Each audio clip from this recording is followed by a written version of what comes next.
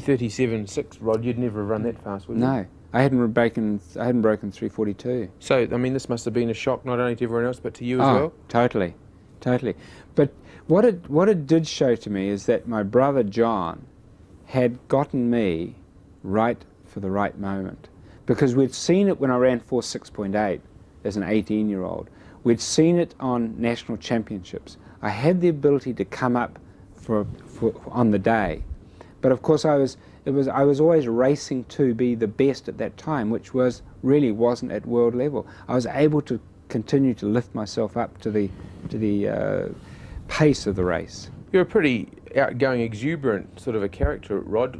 Going into an Olympic final as a young fellow like that, were you overawed? No, not at all. Totally. I suppose I looked. Graham Davey was with me every moment as we prepared for the first round, the second round, and the final. And it was that consistency and continuity that I really relied on.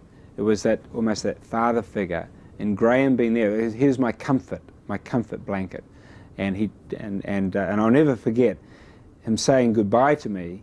This is the last time we're coming down here. This is the last time you'll be going through this gate. Good luck. And that's all he said. And as I went into the final holding pen, and I turned, and Graham turned at the same time, walking up the thing, and waved. And that was enough for me to know that the work had to be done. The race had to be run now. Interesting enough, as we were called to our marks, I took my tracksuit off and put it in bin number 3. What about the race itself? How did it unwind? I'd spoken with Brother John on the phone, and he'd said, everyone will key on Kaino. You must be in position when Kaino moves, go, because that is your strength, the long 800 metres. He will make it tough, third lap. That is your strength. Don't rely on a sprint. You've been fortunate to have a good sprint, but it's your strength. That's your strength. And when Kaino went, I was able to match him, and in fact I had a pretty good run. Boyd bumped me down the back straight, which lost me the momentum to go with Kaino and Vasla. But I also too, I still know in my mind, I let the elastic go a little bit too much. And they made that break on me. Boyd went past me, I was in 4th, and with the 110 metres to go, of course it was a natural to sprint out wide into the middle of lane 2, coming out wide around Boyd, stride for home, and I started to realise that I was picking up Kaino. But there was sufficient distance, of course, but it was still, I mean, to finish and to go across isn't it funny, because in 1976, when Heinz Wellman, the German, finished 3rd in Walker's race, he was excited as I was in 1972. You both had your arms above your head. It happens to people with bronze medals, I suppose. Well, I mean, that was a triumph for you, really, wasn't it? Yes, absolutely. I don't think anybody expected. And when the rowing 8 had won their gold medals, Athol Earl let me hold his gold medal. And I didn't want to put it on, but I just wanted to hold it. And Athol put his arm around me and he said, "You can do it." So that was interesting. Also too, Arthur Lydiard, Bill Bailey, coming in and having me believe in myself, coming into the village and sitting with us. Now, Polhu was in that final as well. Did you talk to him at all before the race? No.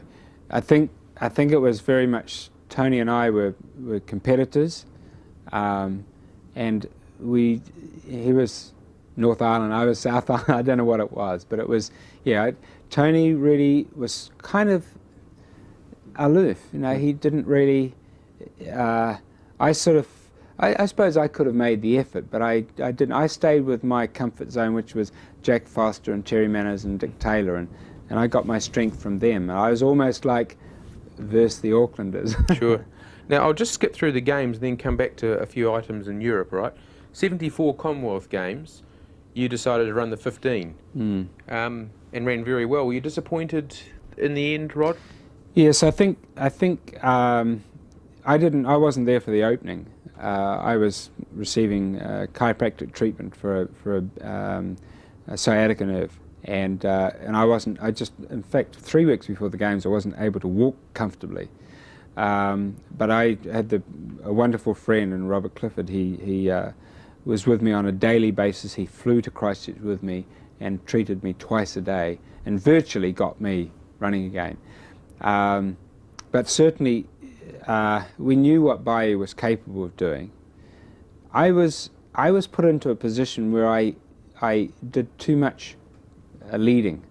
I would have been better perhaps back off the pace a little bit, sitting in, and then making that thrust when perhaps Walker did. You mean you were leading the bunch chasing Yes. Baye? Yeah, I led the bunch, and then down the back straight, when Walker went, I then passed Jipcho. Jipcho passed me because he realised the gap, and I wasn't committing myself to take everybody up to Baye. So I was waiting for them to make a commitment and then to race that bunch, and hopefully in numbers we would catch Baye. But what happened, of course, Jipcho went, he wasn't going anywhere. Walker then believed in himself in the middle of the turn. Did you think during the race we've let Baye go too far? Yes, yeah. But what can you do? Yeah, yeah. He was, I mean, you knew what the time was. You knew it was world record pace. This is as fast as I've ever run in my life. And we're only into the first 50 metres, or first 200 metres. Yeah. What did you run, 3:34? 3:33.89. Could you believe you could run that fast and not take a medal? Kind of shocking, isn't it? You know, you run the 5th fastest time in history and finish 4th out of a medal. Now, you know, that is probably, you know, the most disappointing time of an athlete's life. But interesting enough, I mean, how can I be disappointed in running my best ever performance, 3 seconds faster than I've ever run before, the 5th fastest time in history? I had to be a winner. So 4th place in the Commonwealth Games in '74 was not the same experience that I had in 1976 when I finished 4th in the 5,000 metres. 74 was better? Because I was able to balance it all out With those and positives. understand what it was. It was a great race to be part of, Rod. Yes, absolutely. And just Incredible. while I'm talking to you about those games, did you watch Dick Taylor run? Yes, yeah. That must have been On quite television. inspiring. On television. It must have been Yeah. inspiring. I sent Dick a fax. Well, it wasn't. It was a telegram in those days, a telegram, and I had on it "Confidence," signed the Fox. Now he was a fox, I was a fox, and Terry Manners was the fox. We were known as the 3 foxes whenever we travelled, and I knew that all Dick was lacking was confidence, and that was all he had to be told: confidence. The fox. It Now, was brilliant. Yeah, wasn't it? Absolutely. It was just, I'll never forget it, because we who were close to Dick knew that it was there. It was always below the surface, time and time again. I mean, as a junior, New Zealand record holder, New Zealand champion, and he never. I mean, he beat. He's the first man to beat Ron Clark over a mile in New Zealand. I mean, he as a junior he was brilliant, but he just was knocking on the door all the time, and we so much wanted, because Dick was probably the most disciplined trainer that I'd ever encountered. Skipping through to 76, and you're running the 5,000 metres now. First of all, that was no decision to make, to run the 5, was it, at that stage? Decision was made in late '74, and it was based on the fact that I realised that Walker was going to be a far greater 1,500 metre runner than I could ever be.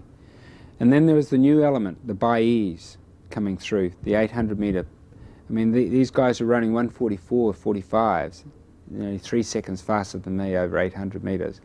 So it was, but combined with my strength over cross country, and 5,000 metres was going to be a natural progression for me. And of course in 1975 I went to Europe and won every 5,000 metre race, beat everybody.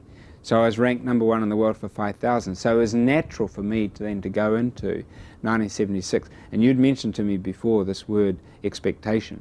I went in with the expectation. I didn't have it in '72. I had it in '76. You see, and the difference was that when I failed to win a medal in '76, it devastated me. Were you feeling under a lot of pressure because of that boycott talk in '76?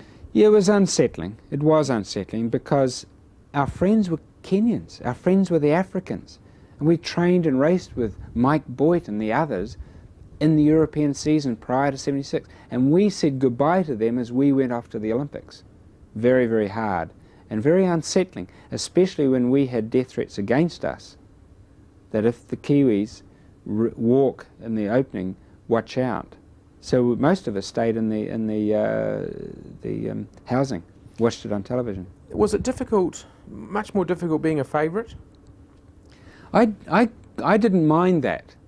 I didn't mind that. I think what I focused on was what I was going to do when I was an Olympic champion. Because you see, we went to Adidas receptions, and Bruce Jenner was then already had wheels in motion. I mean, he just reinforced it to me. Yes, you've got to have an agent, you've got to have contracts, you're all ready to roll. The pen is poised.